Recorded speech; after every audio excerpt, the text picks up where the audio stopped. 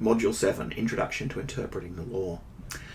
All right, well, this week we're starting to really get into the meat of the legal course, to understanding the way legal reasoning works and have a look at some of those specific rules that underpin all of the practice of law. So there's some introductory material here on accessing and locating legislation and case law. And if you are a law student, you'll have been doing this already. So you've been struggling on by yourself, but this will give you, I think, a much better foundation in being able to access that information and interpret it. And interpretation is really where it's at. And I mentioned last week that interplay between rules and precedents. How rules are very much about very, very general principles looking forward. From this point on, these are the broad principles that we lay down, and precedents are about interpreting and applying that, and then looking backwards and saying, okay, does this situation apply? Does that situation apply? How are those words interpreted in that context? And there is this interplay between general and specific, which really underpins the way our legal system operates. Because if you go too much in the favour of rules and inflexible adaptation of rules, you end up with legalism. And a good example of that would be the history of colonial Australia, where we had children transported for stealing a loaf of bread, and that was because we were applying rules, strictly speaking, no exceptions, no justifications. If you broke the rule, you paid for it, and of course that had an enormous social cost. In terms of the costs of punishment, the costs on society.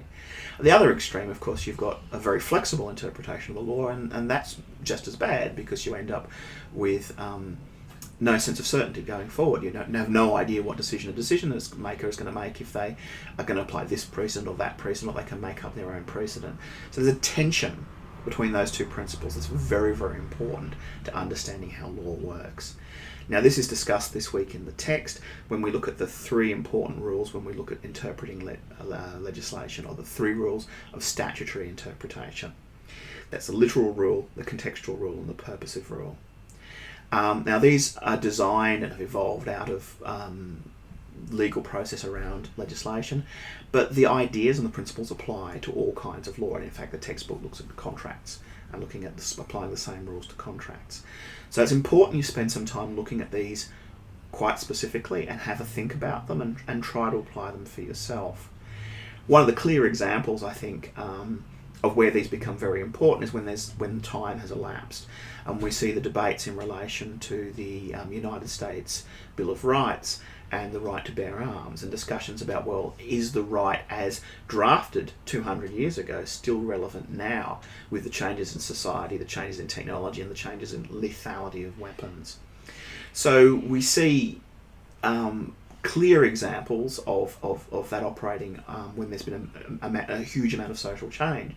But of course, with every set of principles, there's always room for interpretation.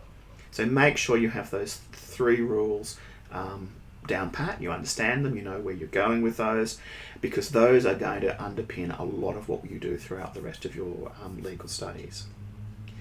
The other thing that's mentioned briefly this week is that idea of ambiguity.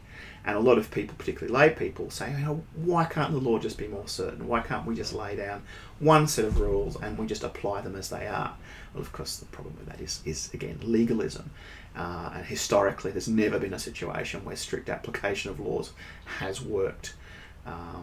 And what we do now, I think, quite often is we build in flexibility in the way we design legal principles. And quite often you'll see a principle that says the categories of this rule are A, B, C, and D, other things as reasonable. So there's often an exception or an extension to legal principles to include a little bit of wiggle room. And of course, we read that fairly strictly, as we will find out in a few weeks' time. But what that does is means that you don't end up in a situation where just for an unfortunate set of wordings of a legal principle, you're locked into a certain way of doing things. You allow for a little bit of change. So ambiguity is really important. It's not really a weakness of a legal principle. It is if it's too ambiguous, of course, then no one knows how the rule applies. But a little bit of ambiguity is good. And this is where the skills of lawyers come in, because lawyers have to be able to think about what these things mean, how they apply, and be able to use words and meanings. And that's the core of what we do as lawyers.